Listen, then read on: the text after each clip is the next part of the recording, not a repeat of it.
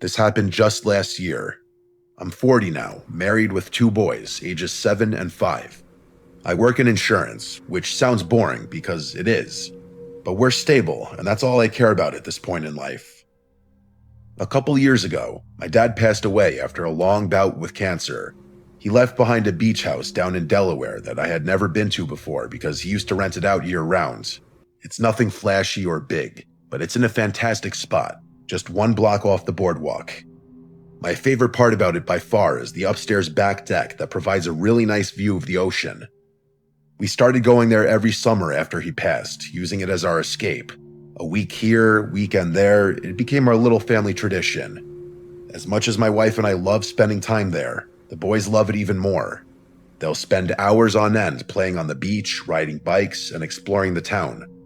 It feels like a gift, something my dad left behind for us to enjoy.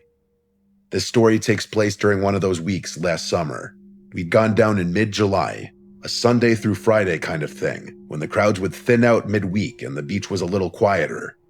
I remember the night clearly. It was a Wednesday.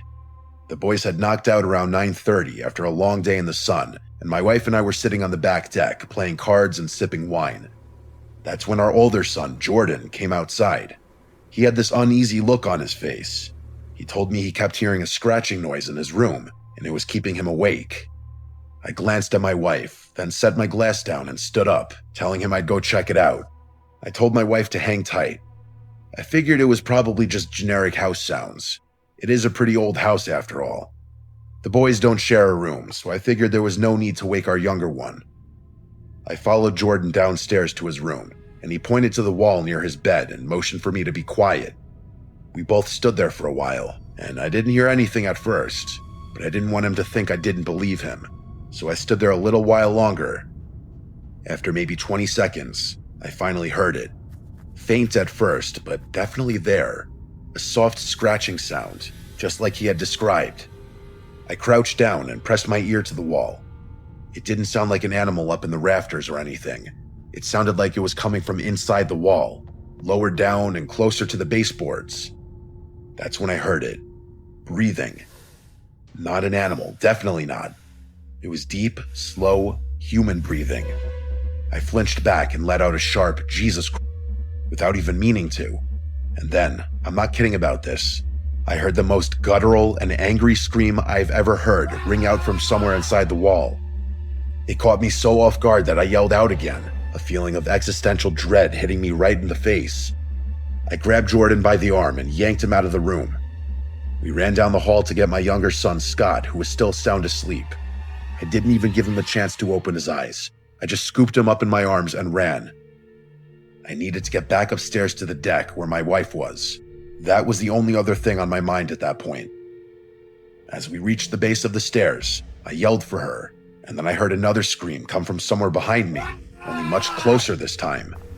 I turned around and saw a man, covered in filth, charging down the hallway straight at us. I nearly tripped trying to get up the stairs with both my sons, but we made it upstairs and onto the deck just in time. Not 2 seconds after I slammed the sliding door shut, the guy hit the glass full force. I genuinely thought it would shatter. He started clawing at the door like an animal, shrieking and pounding, all the while yelling things I can't bring myself to repeat. I threw my body against the door and yelled at my wife to grab the kids and call the police. She grabbed them and covered their ears, pulling them back from the scene. I kept my eyes on his, trying to block the view of him from my family. He was wild, completely unhinged. His hands smeared something. Dirt, blood, I don't even know. He smeared it across the glass as he banged and tried to force the door open. I don't know how long I held it shut. A minute, 5, it felt like forever. He seemingly had unlimited energy, because it took all my strength to keep that door shut, and he didn't let up once. All I could think about was protecting my family. I was fully prepared to fight the guy if the glass broke, but before that happened, the police finally showed up. They must have come around the side, because within seconds, I saw 2 officers inside the house running at the guy who was still banging on the door. One of the officers tackled him from behind, and the other one helped restrain him. The rest of the night was a blur. After getting that guy out of my house and in the back of a police car, the officers asked me for my version of things, which I told them. Together, the three of us inspected the house to try and assess how that man had been inside the walls and how he had gotten out so quickly.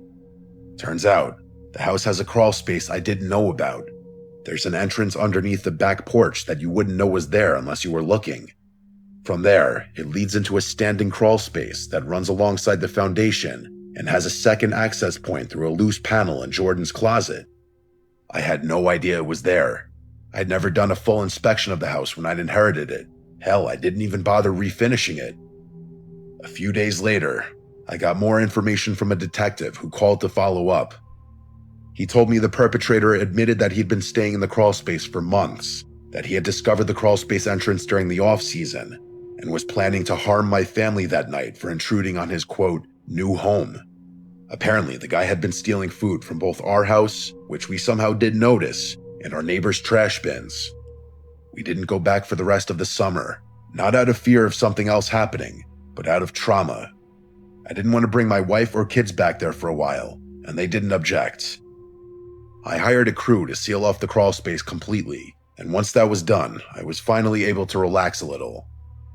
We've been using the house again this summer, and I'm glad to say that things are back to normal. Or at least as close to it as we're gonna get.